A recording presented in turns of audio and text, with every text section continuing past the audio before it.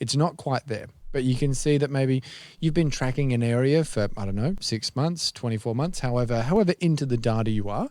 And you can start to see these trends of it actually becoming more of a high pressure area. Is there like a tipping point potentially that you would go, okay, now I can see this is going to continue. Let's get in before it gets crazy?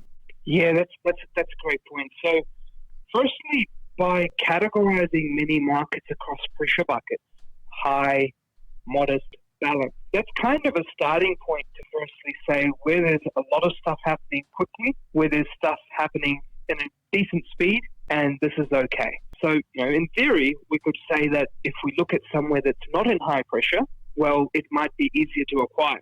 Now, this is where we need to look at the picture a little bit bigger than just some of these demand indicators that I've mentioned. And this is when we need to start rolling the analysis back.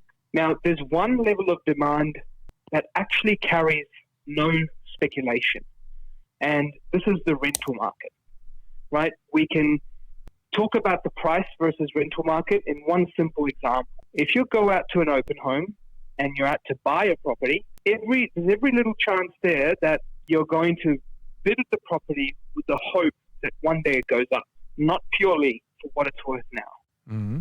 And that usually gives you this extra second wind of money that magically comes out of somewhere to say that this is my new budget, or maybe that is your max budget. But what you're doing is you're actually speculating. You're buying here for the hope it goes up. So that's where price trends can sometimes create some cloud.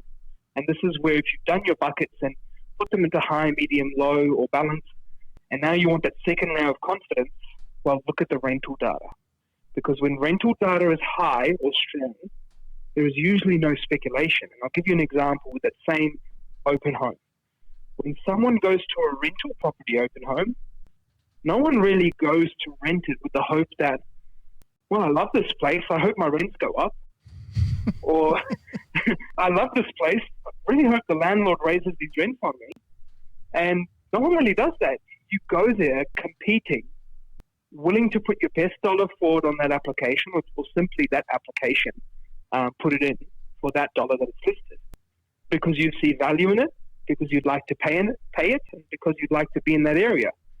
So many Oxford studies point to that too, actually, which is rental demand is real demand without speculation, because it's pure based on, this is what it's for, do you want it or not? And there's no, I hope for it to be more.